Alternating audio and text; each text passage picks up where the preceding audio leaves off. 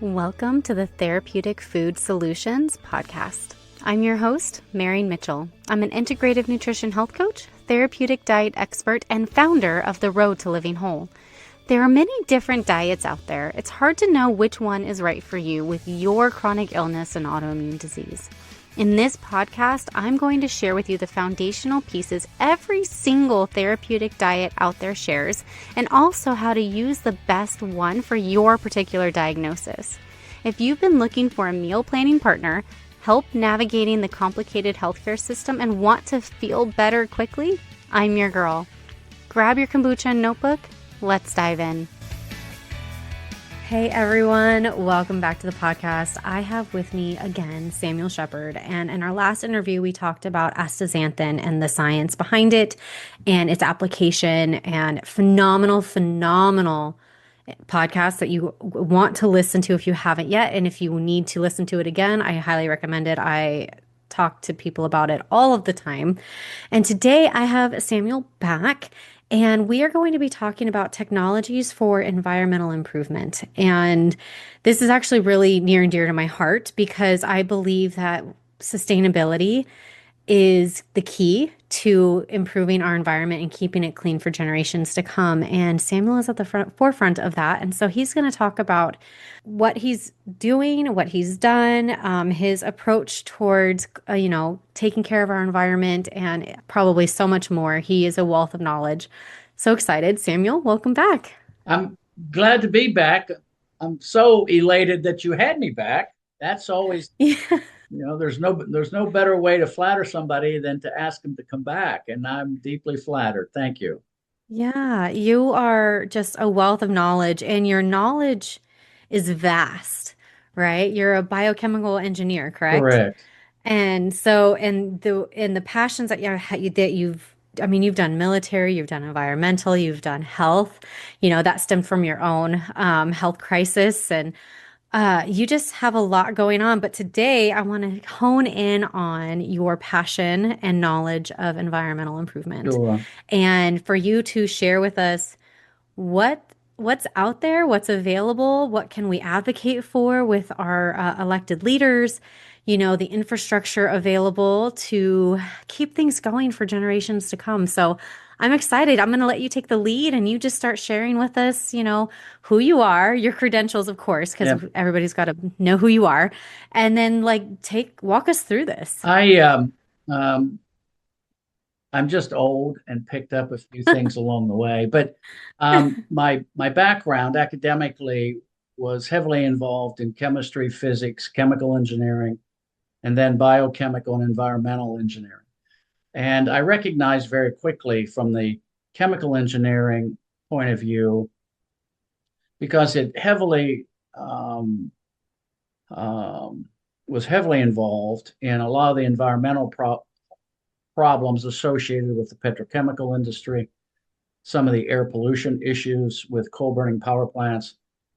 And I lived through that period from late 70s up through the 80s. I heard everything. I analyzed it to the point where I could understand what was true and what wasn't. So from a 35,000 foot level, I very quickly learned strategically that we all basically live on this planet. This is it. There is no other place. And that we're supposed to be stewards of this planet. And we weren't being very good stewards of this planet. And it was a single pass consumer type mentality where we developed a product, we used it, and it eventually was buried in a landfill or wasted through an incinerator, or, and some of the things we live with now, it was just dumped into a river system, and the Mississippi River became our large sewage duct from fertilizer runoff, accumulation of chemical fertilizers to the discharge of our wastewater treatment plants.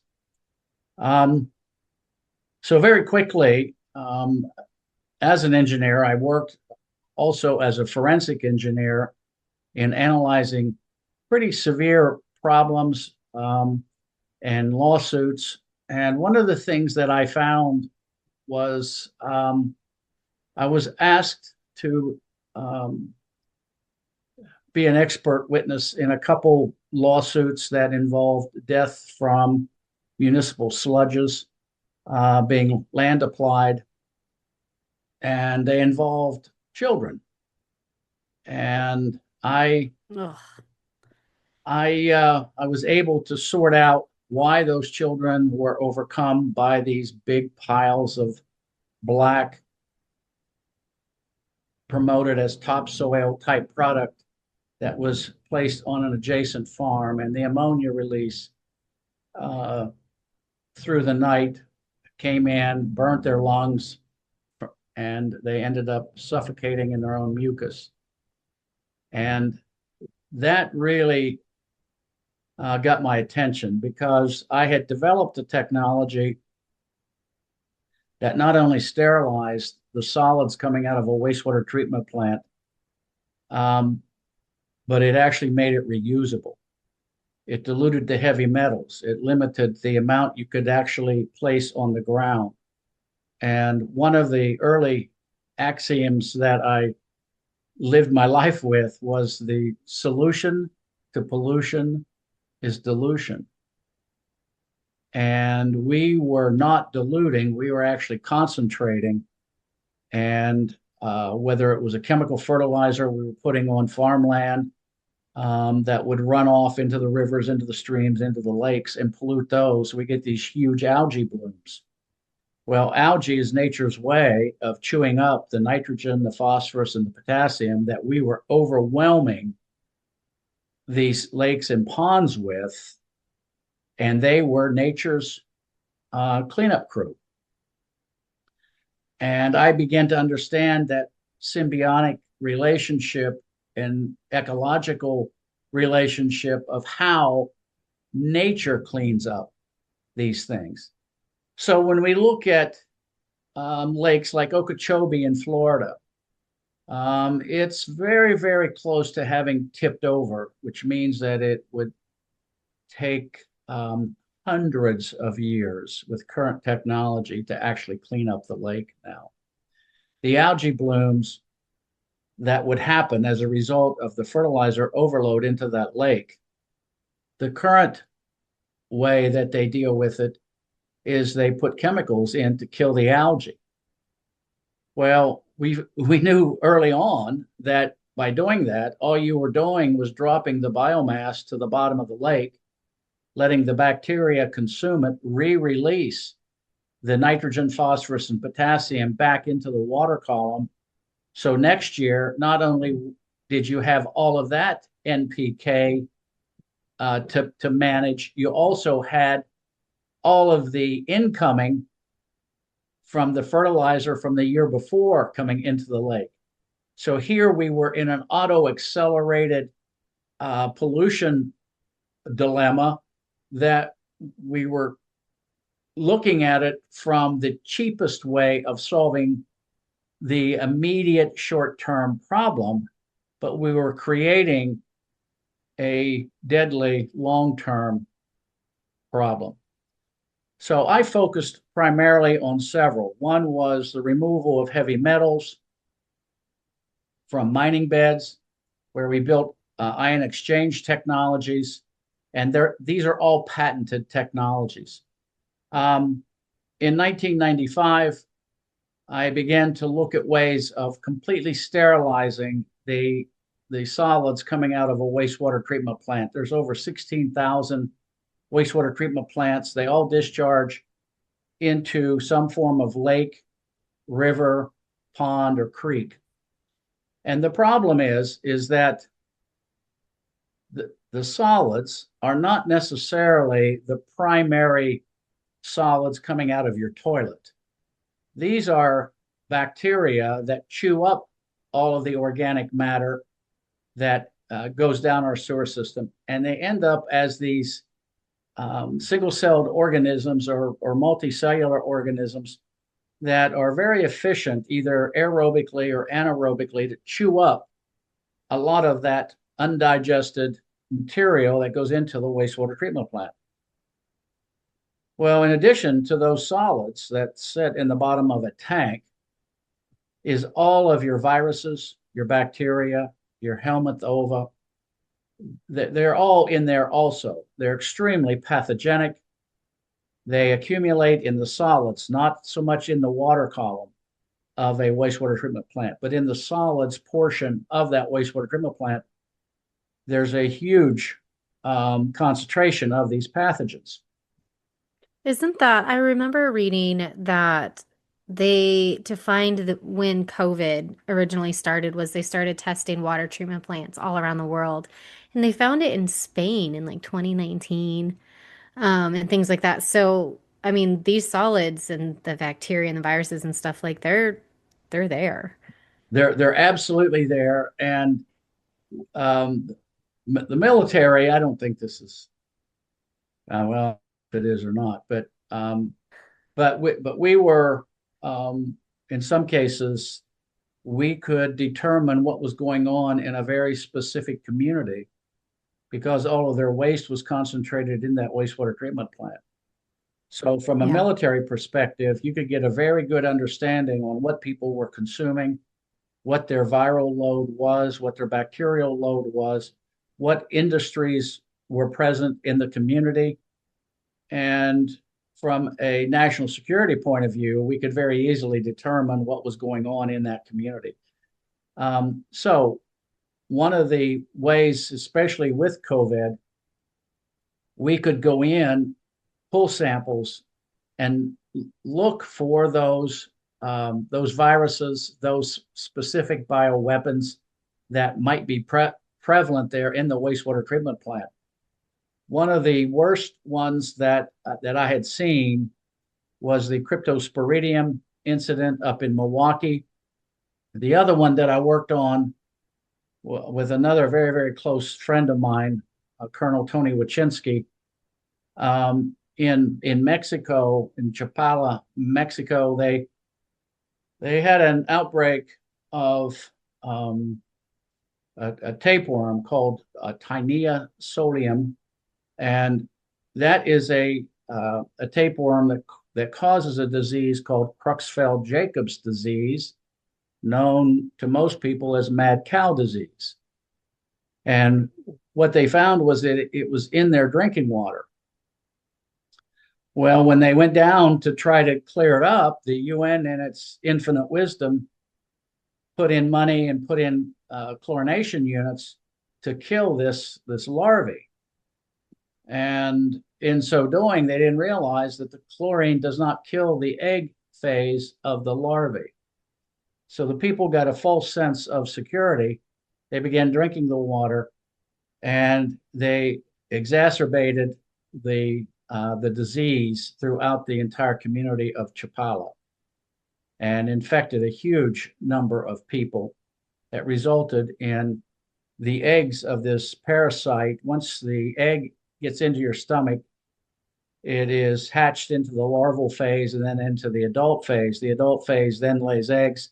Those eggs travel through your blood system, eventually are deposited in your lungs or your brain, and your body builds cysts. So your brain looks like Swiss cheese, and you end up dying of that disease, but it takes months and even years to do that. So I worked on those cases in trying to eradicate the Tinea solium parasite. We also looked at the viral loading. It takes about 100,000 bacteria to give you a disease, single-celled organisms. It only takes about 1,000 viruses to give you that flu virus or whatever. It basically only takes one egg of a parasite to create problems. And so what I looked at was, how do you sterilize those wastewater solids coming out of a wastewater treatment plant, which contains all of these? The Tinea solium, for example, was directly related to immigration. And prior to the rapid immigration, we didn't have these parasites in our wastewater treatment plants. After this decade of immigration, We find it in every single wastewater treatment plant in the United States. So when they say immigration doesn't have an impact on us, well, it's now when we take those solids, we dewater those out of a wastewater treatment plant, they now contain these parasites and these ova. The wastewater treatment companies take it out to a farm and they spread it as fertilizer. And as the grass, Are you serious? absolutely, that's where it all goes. Oh, So okay. when the animals, the elk, the deer, the grazing animals, the cattle, eat the grass, they contain these larvae, eggs, and parasites. So that's where elk disease comes from. And there was no interest. Everybody knew it, but there was no incentive to fix the problem because it would have cost some money to fix the problem. So they just pushed it under the sheet and they kept it hidden, and people kept people in the dark in truly understanding what was going down their highways. For example, when they dewater this sludge in a wastewater treatment plant, it's semi-solid. It goes into an open-topped container. That container is picked up, a small screen is put over the top, and it's transported through your community at 30 to 60 miles an hour, air blowing these bacteria into the vent of a trailing automobile. And we wonder how and why we get sick. And they will transport that material, in some cases, over 40 miles down an interstate just to get it to the farmland for land application and disposal. That is insane and frustrating. Is this still happening today? Happens every single day. When people flush the toilet, they think their problem has gone away. The reality is you've just concentrated all of the hazardous components, the infectious substances. I fought it for a long time in the Department of Transportation in their hazardous materials regulations have very specific regulations in transporting materials containing infectious substances.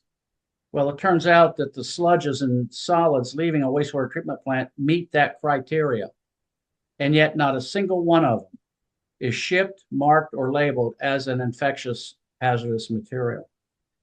As a matter of fact, the lobbyists have actually petitioned the DOT to exempt these materials from being, for the hazmat regulations to be applied to them because it would economically disturb their corporate structure. And they were successful. So if you look up the hazmat regulations, you find that they've been exempted for the transport of biological sludges containing infectious substances. That is beyond frustrating. So, for I'm already thinking about local governments, municipalities, voting, all of that stuff, right? But I don't like to go to people with a problem without a solution, Correct. right? So, what are some solutions available? Obviously, it's going to cost money. And for some reason, they'll spend money on all sorts of things except for infrastructure, right? But I do think that if we come with solutions and we're able to really kind of help change that. So, what solutions are available right now? Actually, we look at it from not only solving the problem, but from an economical point of view. So I created a technology called the EcoSolids technology. It's being used by the Chinese. We built plants in the UK. I built 27 facilities here in the United States. And that technology basically takes that dewatered sludge. We add lime to it, a very specific type of lime, and we pump it down a reactor, a closed reactor. And when that lime sees the water, it gets extremely hot. You've probably noticed the heat generated in cement. It's called a pozzolanic reaction, but it gets very hot and the pH goes up well over 12. And and we Okay. hold it in there for 30 minutes as it's pumping, moving down this 40-foot, 2-foot diameter pipe. It gets very hot. It's exposed to such a hostile environment that nothing survives. We find no detectable pathogens at the end of that pipe. So, Okay, so sorry to yeah, interrupt, but if there's no detectable pathogens, does that also kill anything beneficial that would make it a good topsoil? yeah, it kills everything. It Okay. sterilizes it. So we get to start and seed it back with the good stuff, Okay. but we're starting. It's sort of like lava coming out of the earth. It's virgin material. It's cleaner than topsoil. And in a hearing in Austin, Texas, I had a competitor there who continually wanted to transport what's called the Class B sludge, which contains all the pathogens, and I had this Class A sludge, which has no pathogens in it. And we were both challenged that if it's safe because he was promoting his product as being safe, then we should be able to Hmm. eat it. Well, I was the only one that dipped my finger in it, stuck it on my tongue, and ate it. And that sent everybody. Now, we can now produce this sterile product at a cheaper price, cheaper than what they're currently disposing of the infectious material. And Okay, so what does it come down to? Why would facilities be resistant? there's a couple reasons. One is a capital investment point of view. So it's going to take some capital to put the equipment in, change out the old equipment and put the new equipment in. Hmm. But the government provides funding for that.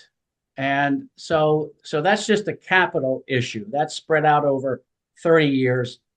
The other reason they don't is because of the relationship between the current waste management companies and the municipalities and the engineering companies.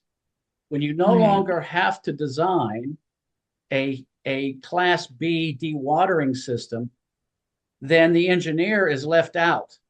So the millions of dollars that they get engineering and selling it to the municipality goes away for them. And the I just learn how to do Class A. yep, Like, I don't feel like I feel like that's not, that shouldn't be a hindrance because you can just learn new stuff. correct, but it's not simply offering the solution. Right. There has to be a perfect understanding as to what the problem is. And municipalities, because there's nothing telling them that they have a problem, there's no regulation. There's only two things that changes government behavior. You either threaten to throw them in jail or you threaten to take money away from them. That's it. When neither of those are applied to this hazard, they don't really care when it leaves their gate that they're out in uh, infecting 12-year-old children. Hmm. It's a, and this is going on every single day in the United States. So I have a friend who died back in I think it was 2019 or 2020, but she had the most severe case of mad cow disease that they had ever seen. I mean, it was weeks. I mean, it had to have been about 16 weeks that she went from symptoms to dead. Mm-hmm. And I mean, her family, like something was wrong. She stopped being able to talk. She couldn't communicate. Like her sentences were all garbled, like she'd had a stroke. And so her family just kept pushing for, scans. Like there's something wrong, keep looking. There was nothing, nothing, nothing. And then there was one Swiss cheese hole. Mm-hmm. And then I think 2 days later there was 10. And it just popped up. And I mean, she died in weeks. Like it was the most heartbreaking thing. I never even got to say goodbye because she didn't even know I was Yeah, there, it's a terrible you disease know? to die from. And and they're just letting them die. Yeah. And they're like, and what they said was it had to have been genetic. No, no, yeah. If they had treated her for the parasite, because that's the source of those eggs that the body builds around. If they'd have done an autopsy and removed one of those cysts, they would have found a decomposing larvae of a worm inside each and every one of those. Mm. And so is there a way to kill those parasites? There is obviously the best way is prevention. Yeah, Obviously, yeah. yeah. So, but there are ways. There are parasite medications that do work. Um, Fenbendazole, medbendazole, Mm. aldebendazole. Um, the anti So the pretty standard ones that you can just get over the counter right, are but effective. let me give you an example. Mebendazole, which is also is very good for cancer, and it's very well understood as to how it relates to the destruction of cancer cells. Right now, to get 12 tablets is over $2,200. So the medical Yeah. industry, now if I would go to Africa, I could get it for about $12. Yeah. Now, Bobby Kennedy is aware of this, and now it's not even available because they don't, it's not medically acceptable to use any of the anti-parasitics to solve some of these diseases, and they work perfectly fine. And we're going to look back 20 years from now and think this was all an economic conspiracy to do this. Yeah. So frustrating that there's such simple solutions that are truly affordable, Yes. but they don't want But people let me give you an better. example. I put a plant in 1995 in Kingwood, Texas, and I took all of their solids coming out of a 3 million gallon a day, is actually 7 million gallon a day wastewater treatment plant. That's what it was permitted for. And they were currently, uh, uh, prior to me putting in this technology, they were dewatering the sludge, putting it in a container, taking it out, putting it in a manure spreader, and spreading it across the farmer's land as a source of fertilizer. And it is a pretty good source Mm, of fertilizer. All the chemical right. nutrients are there, but it has all these pathogens. And it was going right down through 7 miles through one of the wealthiest communities in Houston, Texas. And people wondered right past schools. People wonder why people got sick. But anyways, so I lived there and I didn't like the idea. So I gave them the plant. I paid for the plant. I put the plant in and it ran for 10 years. And it was the first plant that got attention as the only plant in the United States that actually generated a sterile wastewater treatment solids out of a wastewater treatment plant. So the company that lost the contract, they were charging the municipality about $100 a ton to take and remove that wastewater solids from their plant. I charged them $40 a ton. I took all of the dirt, and since it was very high in pH and it had organic compounds in it and it was sterile, I could now sell that product to every farmer who wanted it. He got the lime advantage, he got the topsoil nutrient advantage, and it was unlimited. So what my competitor did, went in, and I don't know the specific details, but offered an incentive package to take my unit out so that the municipality could pay them more money under contract, and the municipality did it. If the taxpayers That's so knew crazy. what was going on with with I don't want to call them bribes, but with the under the covers type of cash flow movement it would shock us all. Yeah. I think we're starting to really, really understand that that's what happens. And I think everybody is so frustrated with it, but we also feel like our hands are tied because we elect people. And in the beginning, they're great, but then over time, that money, that cash flow just starts and you start seeing the values There's only compromising. two And ways. it's, There's only two ways to fix it. You throw those politicians in prison, or you take away their money. That's yeah, the only thing that changes behavior. Governments don't have souls.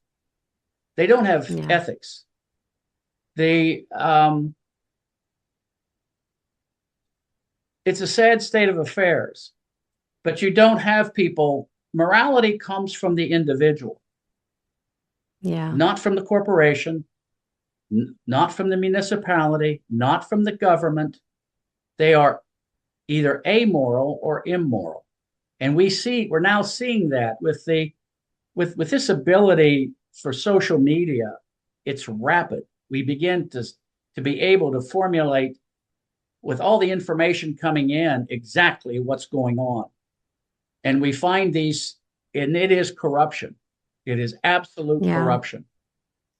Well, we got to start getting brave, I guess, because I mean, the thing is like, if there's a solution, there's no reason to be spreading these diseases into our soil, our water, and our food supply. Like, there's zero reason, There, outside of what? Greed, which we all hate, right? We know that greed is deadly, and in this case, it really is. And so we have the technology, like, and understanding, like, I mean, it gets me frustrated because I think about my 2-year-old and all the illnesses that she struggled with and how frustrated I am by it because I feel like I'm doing everything right and taking care of her, and she's still, I mean, obviously it's her age too, but she's been probably one of my sicker kids, and I'm just like, what the heck? Let me give you a real life example that happened to me not quite a year ago. I had developed a technology where I could take wastewater directly from the toilet seat down the sewer line into septic tanks, let the solids settle out in the septic tanks, take the water from that septic tank and run it through a wastewater treatment facility where the bacteria in the wastewater treatment plant would consume those nutrients in there. But there were pathogens. So then I put in an ultraviolet light to disinfect everything that was in the water. I still Mm-hmm. had some nutrients, nitrogen, phosphorus, and potassium, that were technically, you didn't want to discharge those into a waterway. So I pumped them up. I created a 1 acre lake, and I pumped that water into that lake. And I have a lot of experience with growing algae. So I'm not going to fight Mother Nature. I'm going to listen to what she's telling me. And what she tells me is that algae is very, very effective at removing the NPK and purifying the water. And algae will also absorb heavy metals. So, It's a win-win. so now I build this whole facility operating on my farm. No discharge, no water discharge. I'm not polluting anyone. I grow the algae. I then built my own algae harvester. I harvest the algae. I compost it into a natural time release fertilizer that I now use in my greenhouses. So I use no chemical fertilizer at all in my greenhouses on my farm. And I'm on total recycle, total sustainability. Um, After completing and building that on my own property, the county decides to come onto my property 1,100 feet with armed personnel and shut me down. Yep. And I'm in, Saw that coming. yep, and I'm not in violation of anything. I'm not polluting. As a matter of fact, I'm removing pollution. And the farm was originally set up with a septic tank with leach fields. And I'm not a big proponent of leach fields because that eventually gets back into the lakes and into the ponds. In my mind, I we have the technology to fix this. Why aren't we fixing it? So I built my own facility with my own money. And what does the county do? They come in and issue stop work orders with armed personnel from SLED in South Carolina. And now there's going to be a major lawsuit that everyone's going to have interest in following. Good. But fortunately, God gave me the resources to be able to do this. Most people would just roll over and just capitulate, just quit. Right. I'm not quitting. And we're so grateful for it. And this is why, like, I love having you on the podcast. Like, sustainability and improving infrastructure and learning what technologies we have to do better is essential, because I truly believe that when people know that there are solutions, we can fight for those solutions, That's right? correct. So one of the things that we talked about after our last interview was microplastics and the technology available to remove those from our water. Can we move on to that? Sure. Yeah. Okay. We find a lot of what we call microplastics, but we've got to further define what that is. Plastics are basically polymers, which means polymer, many units. That's all. It's all that it is. So proteins in our own body are microplastics.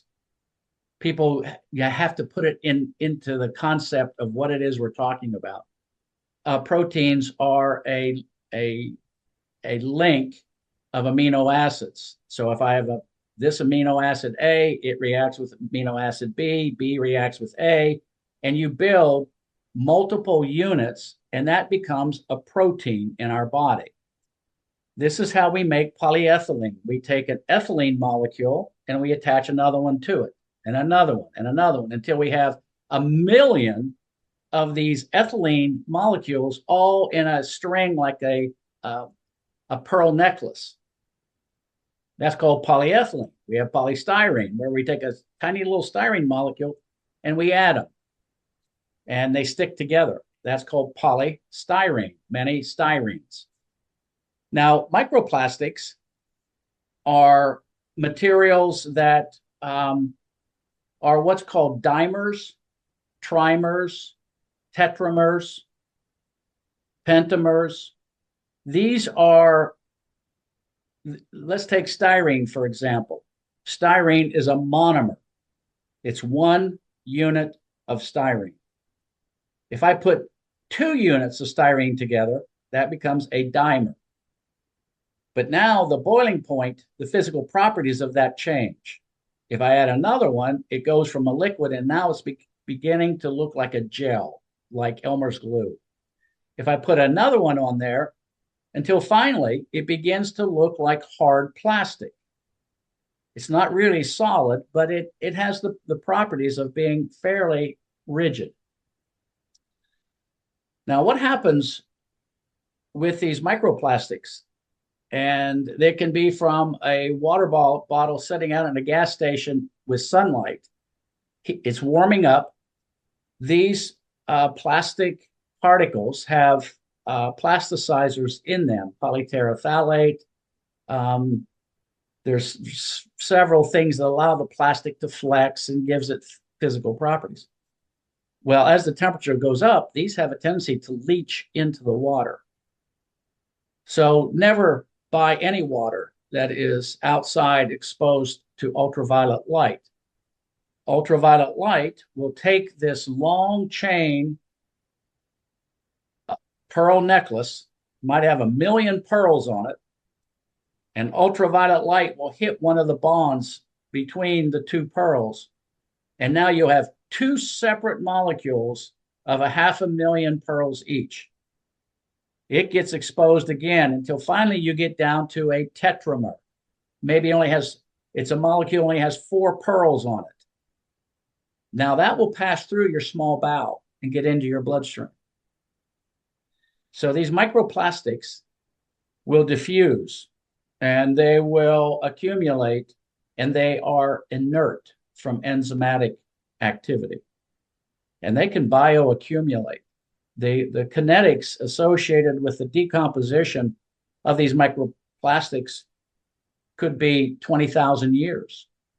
If we put plastics in a landfill, which is an extremely hostile environment for degradation, it's 50 years or 50,000 years, we come back, we'll still find those plastics still there, totally undegraded. Now, in the human body, the maximum temperature we can get to is about 100 degrees Fahrenheit. The enzymes that we have in our body are not trained to identify these microplastics. So our immune system doesn't have the program available to it to degrade these. We can only rely on the oxidation rate, which comes from, now we're getting back into the free radical idea.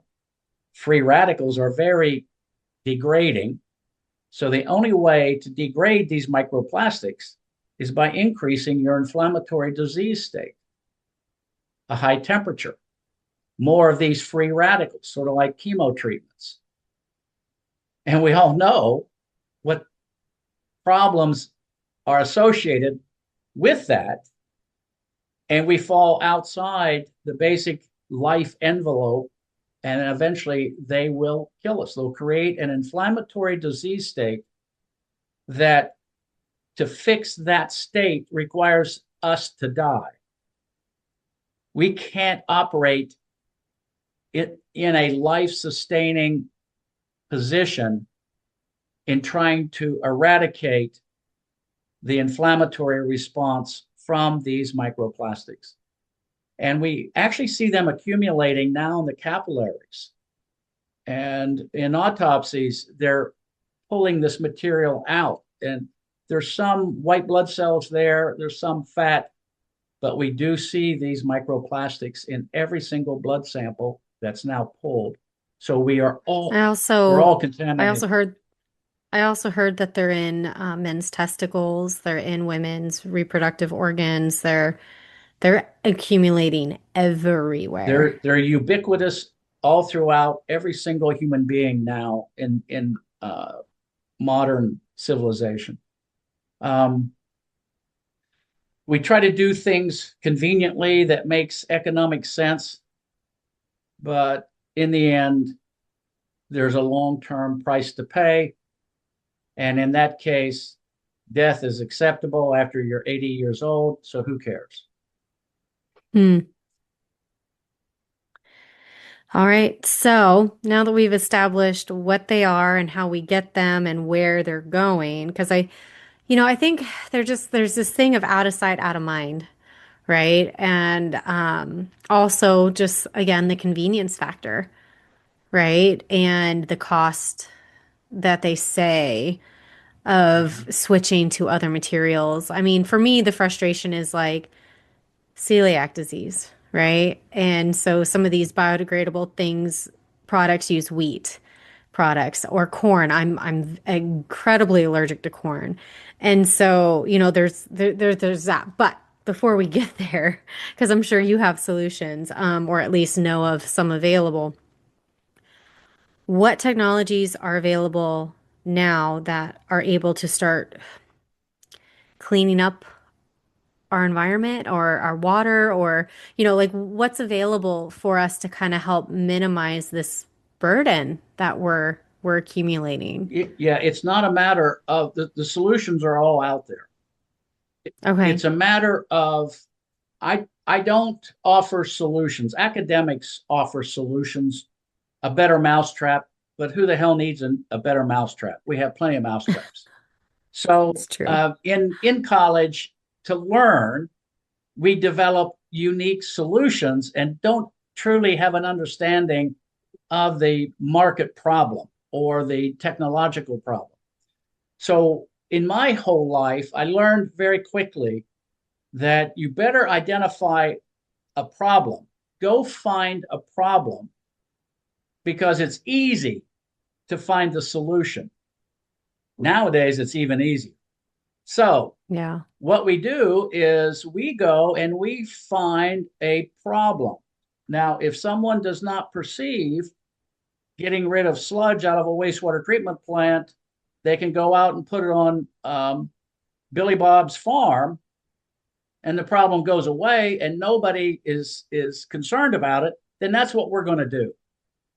So the first thing is the recognition of a problem. That's the very first thing. And if there's not a recognition or a perception of a problem that somebody is willing to depart with money out of their wallet to fix, I'm not interested. Only banks make money from interest. Yeah. And so we can have in our minds all of these perceptions of problems. But if no one is willing to step up to the plate that actually has the problem, because it's a more economical solution to just bury it in a landfill, Right. why would we ever change? Right. Well, and that's the frustration we're having, right? Like we used to have plastic recycling here, then we stopped and China took over, but then we were sending so much plastic to China that China said no more. And so now it's just in our oceans, it's in our landfills, it's in our water, it's in our fish, it's everywhere. And we're consuming what they said a credit card's worth of microplastics every year. And that's just, and as we now know, it doesn't leave. That's right. And So, so what what can we advocate for from, as constituents? from a unit operation point of view, from a chemical engineering point of view, these microplastics can be filtered out. So it just depends on the level of filtration, and the cost of adding that filtration is are you willing to spend $200 a month to get rid of microplastics in your water? Are you willing to spend Yeah. $2,000 a month to acquire the technology to get rid of microplastics? So you have to weight the economics versus the severity of the problem. And when you start putting money out to people to spend, they say, well, shoot, I'm not having a real problem right now. And why would I try to prevent any disease because I don't have the disease? And that's always, there's no money in prevention. There's no money in a cure. Right. There's only money in treating the symptoms of a disease. And that becomes the real problem. People don't have foresight. They only Yeah. want to get through tomorrow. And then when tomorrow comes and they're told by their doctor that they have terminal cancer, they just deal with it. They either freak out, they start going to church, they start trying to find solutions, but it's too late. You could have prevented that problem, Right. but people don't have the foresight and the vision. I think our younger generation specifically, like I would say 40 and younger, I feel like that's changing a lot. Which I think again, social media, the blessing and the curses. Yeah. The blessing is that this information that used to just be in magazines and even like higher end, like Wall Street Journal and things that you had to pay for, right? Now you can get it across the board and through podcasts and long form, short form, all of that. So I do believe that it's coming to a point where if people know that there are solutions out there, they're going to push for them, especially our up and coming generation. I have a 17-year-old and a 13-year-old, and I'm just blown away at, talking to these kids and how they want to move away from technology. They want to move away from social media. They want our earth taken care of, and they don't want to be poisoned when they know, because the knowledge is there, right? But that's the And difference, Marian, right there is the difference between a want and a need. They don't correct. perceive it as a need. They say, I, the ego, I want everything to be perfect for me. So there's a Right. self-centered component to that. The attitude that's changed is that we have to look at the empathetic point of view. How do I improve his life? Not Right. mine. How do I improve his? And that's the part that I see missing is this vision of how do I improve their lives, and why isn't this recognized as a problem, not a want? A Right. want is only self-satisfying. It's vanity. It's everything's driven internal. Where it really becomes a problem, and a problem that can be solved, is when it begins to involve the community and your extra concern. You're concerned outside of you. Right. Well, I think what we're seeing now is, I mean, this chronic disease epidemic is skyrocketing very quickly, especially in our children. I think it's what, 1 in 6, one in Let me five. tell you, I've got 9-year-olds to 18-year-olds suffering from non-alcoholic fatty liver disease. Yeah. I This never happened during my generation. I never heard of this before, and it's all sugar related. And Right. And then we also have environmental, like, I mean, eczema and rosacea and psoriasis and autoimmune disease and, neurological disorders and sensory issues. I mean, like we're having this explosion, especially in our children, of disease of all types. And I firmly believe that it starts with our soil that we've talked about and our water, and, we're as women, we're, and in my generation and a little younger, we're the ones that have been exposed to all of this for so long, and those chemicals are being passed on to our children. So they're starting off in the negative, and then it just keeps getting added onto. And so I do believe we're at a point where it's like we need to make everybody's lives better because we are on the precipice of the crisis really let me give you, exploding and then yeah, imploding. you just hit on something that's really dear to my heart. When we look at these chemicals, it's just not chemicals, it's also genetic modification and hybridization. But Correct. Yeah. they all cause these diseases. There is a cause and effect relationship, although there's a lot of time in between, and it's very difficult from an epidemiological point of view to link the effect to the cause. And that I mean, if you decide not to use common sense, sure. right, but corporate America, Right. in Again, lawsuits, that doesn't yeah, it matter. doesn't matter. Yeah. So what happens? Let's take, for example, the let's take your corn sensitivity as a good example. The reason that most people have corn, wheat, gluten problems is because companies changed the genetic makeup of the vegetable so that it would not be able to reproduce. And the companies that provide the corn seed didn't want the farmers growing corn and having their own seed that they could plant year to year. Correct. So, how do you do that? Well, you modify the gluten level in these products. Once the gluten is a simple molecule that can be genetically modified, sort of like birth control, to keep from the generation of the seed. So you can have seedless grapes, you can have corn seed that's sterile. So these were all hybridizations that were made, and they they were done for economic reasons. Now, let's take an example of a big, juicy Fuji apple. Man, is it tasty! Has a lot of fruit in it, but it turns out that the fruit inside of a Fuji apple is highly inflammatory. All apple flesh, the sweet fructose, glucose, sugar containing flesh of an apple, is extremely inflammatory.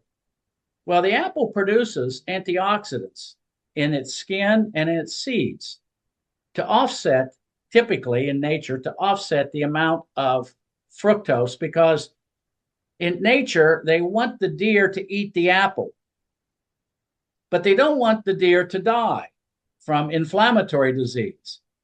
So nature made apples a certain size to just neutralize exactly the effects, but still get their seeds propagated throughout the woods or fields or whatever. So when I sit down and calculate the amount of inflammatory molecules in the metabolism of the flesh of an apple, and I wanted it just to equal exactly the antioxidant effects of the skin and the seeds, I could calculate, based on the surface area to volume ratio, the exact size of an apple that you should eat to be inflammatory neutral. And you had to eat the whole apple, the skin, the seeds, the flesh, everything. Well, it turns out that that apple is less than 0.8 inches in diameter. That's as big an apple as anyone should consume. If you consume an apple bigger than that, you're going to generate intestinal inflammation. Fruit has the same problem. They've increased the fructose content to make fruits less glycemic because they could sell the concept, especially to diabetics, that you should eat a lot of fruit that contains high fructose because it doesn't spark the insulin release that you would get if you ate the normal. The problem is that fructose created an inflammatory problem that you no longer may not only have type 2 diabetes, you may end up now with cancer or heart disease from it. So we've played an economic optimization game based on human health, and the big companies all benefited. The insurance companies benefited. The pharmaceutical companies benefited. The doctors stay in business. The research programs to try to figure out all of these steps, the universities were benefited, all at the expense of the populace being an experiment. Yeah, that reminds me of growing up, my grandma had like an heirloom apple tree in her backyard, and they were tiny, Yep, crab pretty apples. Yep, bitter. Yeah, yep. And she was like, "Oh yeah, we make pies with them. You don't eat them raw. They're super bitter." Of course, we would try because we were kids. Pick the ones that had the wormholes and yep, pull the worm out because those were the good yep. ones. Uh, you know, kids these days don't really get to do that as much, at least not on my end of the country. But berries were really tiny. Yep. Our neighbor had a heirloom blackberry bush, and the spiders would eat them whole. Like that was really freaky to see. But they were delicious. Because they would grow on our side. They'd grow through the fence, right? So we'd Right. pick them. Same with the strawberries. They'd crawl along the ground under the fence, and so we'd eat them. And they were always so tiny. They were delicious, but lots of seeds. Yep. And they were tiny. I mean, blackberries today, they're like an inch long. And when I was a kid, they were maybe a quarter of an inch, That surface you area know? to volume ratio. Yeah. The smaller the particle, the higher the surface area to volume ratio. The surface area contains all of the nutrients. Yeah. Yeah. So, I mean, it's really crazy to think like there's this whole system kind of set against us. And it's like, how do we claw back the power for the individual away from the corporations? And again, it's jail time or money, right? And so it's Well, like, there's one other one, and that's knowledge. and which is my That's goal. exactly right. What you're doing is getting this information out, and then people will make the proper decisions. Doctors Yeah. now are told don't spend any more than 15 minutes with a patient. They don't have time to explain why they're sick. They just want to give you a pill, get you out, get another one in. So, but knowledge takes time. Learning takes time. But once you have that knowledge, now your options, the quantity of options you have begin to go up. Um, I see it every day. People are out of options. Yeah. Their doctors told them to go home. Here's hospice. I'm sorry. And every day I'm dealing with that. And the people are panicking. I don't have any more options. My option is to go home, get in bed, and take a morphine injection and die. What kind of option is that? Yeah. I mean, we're seeing that what in Canada with the MAID program, right? Correct. And even though America doesn't have MAID yet, hopefully never, it comes in other forms, right? And a lot of it's just a lack of options and a lack of quality care. Correct. And the system is set up for that. And it's just so frustrating. And, I think the blessing of chronic disease, chronic illness, is that we go outside of the system because we have no other choice, quote unquote. But then we find all of this, all of these options that we never even knew existed, and that's where your story comes in Yep. with the astaxanthin and understanding that the same mechanism that kills parasites also can kill cancer cells. And like there's all these options, right? It's not just astaxanthin. We have fenben and menzo and ivermectin, and we have vitamin D and vitamin C therapy, and same with chronic illness. Like there's so many facets of healing available, that we just a pill for every ill, or, is it some trauma release and some nutrients and some whole foods and clean water, and I think the options get overwhelming, but again, knowledge is power, and knowing that there's options out there and we can start looking for them and they're there, Correct. And now you with know. AI can sort out very quickly. It's not perfect yet, but AI can sort out and give you a lot more options because it's searching such an intense knowledge base, a database, and use it to your advantage. It is, I wouldn't want to be a doctor right now. Yeah. Yeah, I would say it's helpful and also a hindrance in some It ways is. because there's too much information available, and people have squirrel syndrome where if something doesn't work within like sometimes it's like 3 days, which I'm like, come on, people. Then they're off on the next Right, thing, right. It's right? impatient. But if you use it as a tool for learning, saying, hey, what technologies are available to remove microplastics from water in my home? Right? Or in my municipality. I think keywords, like knowing those words is really important too, to like ask AI in my home, municipality, my city's water treatment facility, or waste management facility. Like if you're able to use the correct language, I think you can get a vast amount of answers, and it's a tool in the toolbox. It's not, I don't think it should be a diagnostic tool, but letting you know your options is, I think, incredible. I think there's a couple options. One of the things we found in the algae remediation, pollution remediation business that I was in, or still am in, algae picks up microplastics and bioaccumulate I've them. heard that Yep. they actually have God has put whatever Uh, chemical reaction in there needed to break down plastics, microplastics. Correct. And That's what I was hoping we would talk about yeah. So because um one of the things that happens with algae is algae has a electrostatic, very attractive surface to its outer membrane.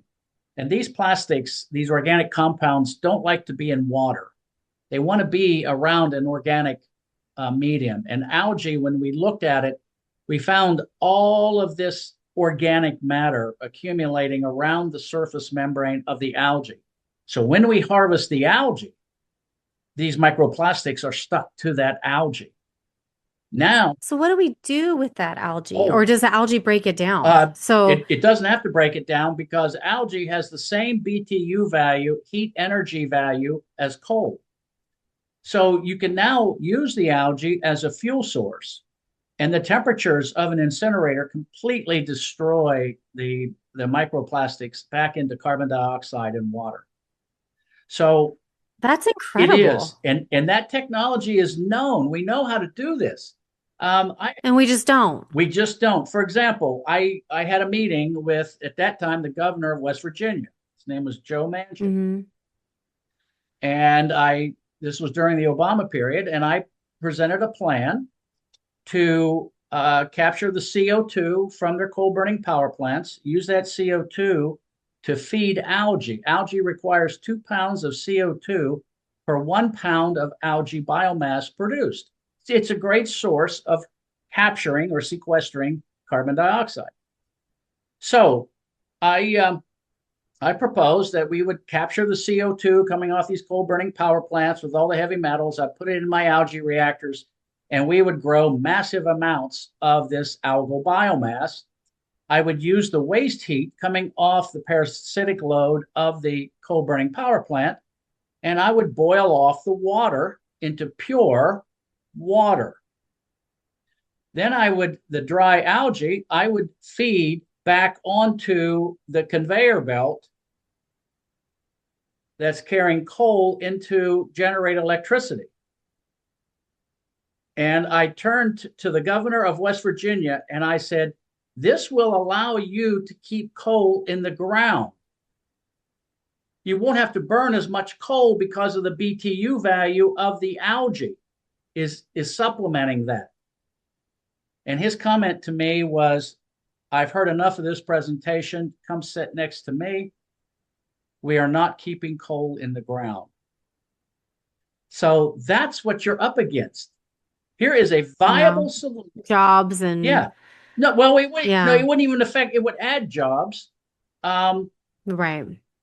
but it was a way of capturing CO2, converting it into a beneficial reuse or recycle stream, and recapturing the energy that the algae captured from the sunlight in photosynthesis to redo. So I could create an energy source in 24 hours where the coal took 300 million years to form. Right. It was perfect, but it was driven. You got to look at the drivers that's actually driving people's motivations. Yeah. Well, I think a lot of people don't understand that change doesn't equal job loss. It just moves people around. And I think a lot of people, kind of like in the oil industry, they just think about job loss, but it's like when technology shifts, you just train the people to shift with it. And so there's no job loss. It's just job, and again, it's continuing education, right? In some cases, the quality of the person doesn't allow for that switch. When you look at it on Right. an individual level, I worked in the coal mines. I know the people who work in the coal mines. They've made bad decisions in their life, and they're irreversible.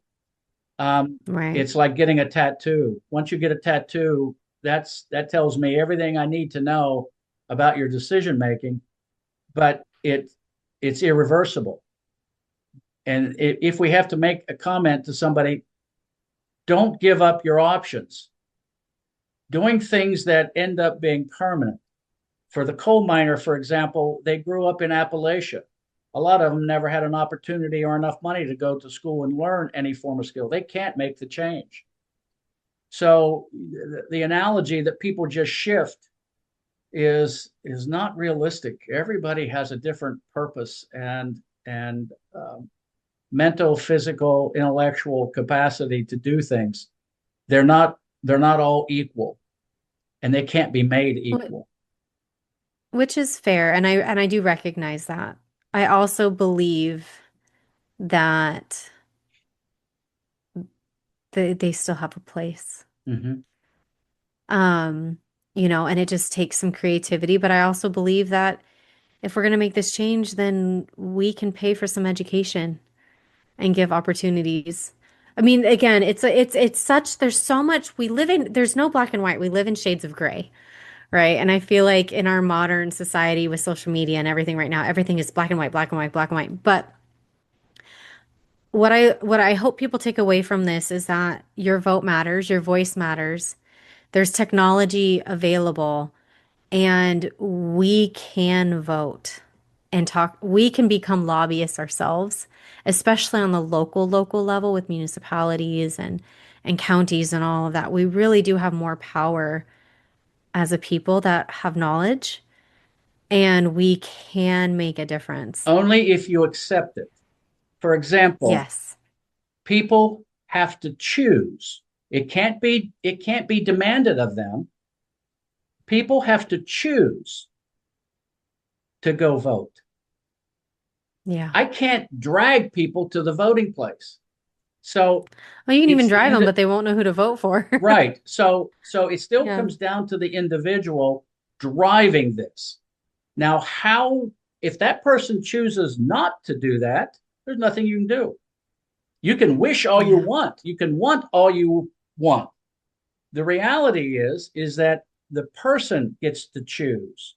And some people choose, I just want to get through tomorrow and have enough money to get through tomorrow. And that's why we have homeless. We have homeless because they choose. They choose.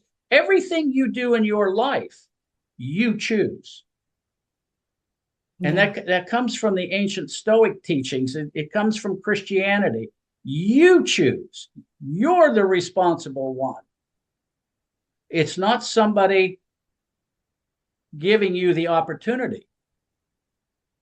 Yeah. Having the opportunity is not going to send anybody to be astronauts.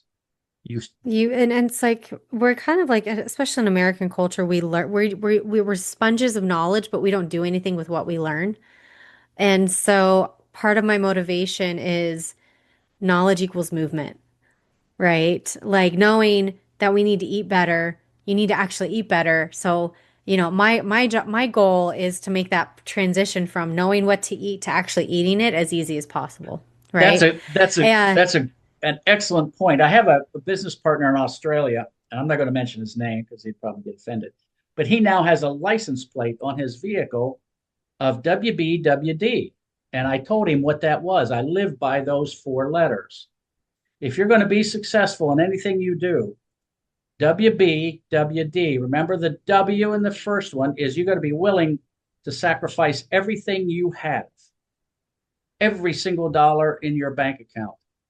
Every, every relationship you have has to be focused, and you got to be willing to sacrifice it all. That's number one to being successful. The B of the WBWD, the B is the belief as to what you're going to do has to be morally acceptable. Drug dealers might get away with it for a while, but in the end, it's a bad business, and it's not something you want to build a business plan on. The next one is the W, the wherewithal. You have to have the knowledge, you know people who have that knowledge. So that's where the diversity comes in. We've got to have enough intellectually diverse people because two brains are better than one brain. And those three things, WBW, are the most crucial part to being successful, but they're absolutely meaningless until you do it. That's the D. And you made that point very clear. You've got to execute. You've got to go do it. How many inventors I've sat on an airplane next to that had a great idea, but when it come to doing it, he always had an excuse. Oh, I don't have enough money. I don't have the time. I don't have the resources. Well, then this conversation's over. You had all three right. elements, but you couldn't execute. And that's the WBWD. Always remember that because that is what drives people to success. Yeah. And so what I want to encourage everybody is we've given you a place to start and to research, and to really start advocating for your home and your community. And there, we can start with our soil, and that starts with the waste management facilities Yep, and getting class A exactly. um, sludge So, like knowing the language and, I am sure that Samuel, if you needed something, he could help, but AI and internet is there, right? So you class A sludge and, and then, removing microplastics, the technology is there. There's facilities that can be built that do algae, which also contributes to clean energy, which I think is huge because clean energy is a big one. I'm not a fan of solar farms. I'm not a fan of wind.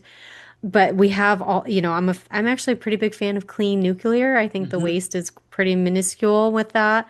And then we also have algae, right? And so like there's these clean energies, and I'm all about sustainability and what can we do to make the future better for ourselves and for our children and the generations to come. And that's Samuel's mission as well. Obviously, I Exactly. hope you guys have gotten that.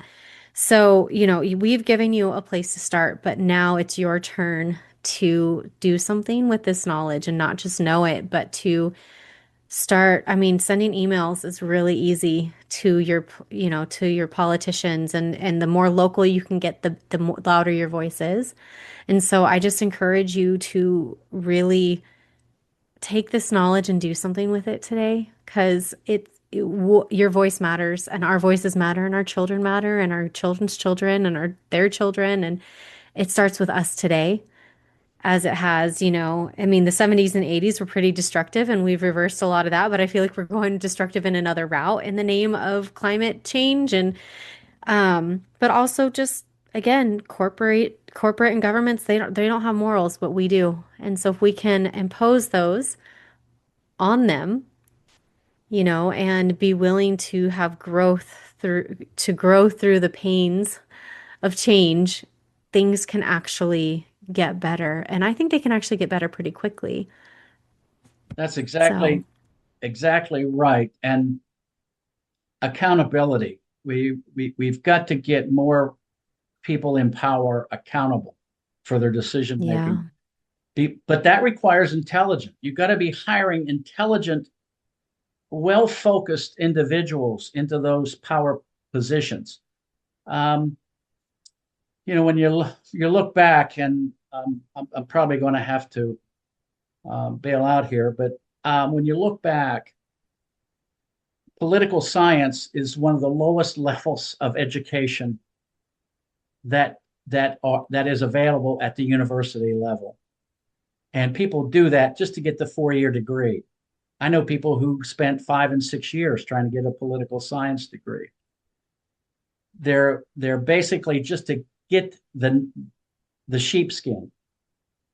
Go do something substantial. Go find a field. I'll offer you these technologies. Go start your own company. Go build these Class A processes in your local municipality. We can get the funding. There's no excuse for you not to get in that business. Go do your own entrepreneurial responsibility.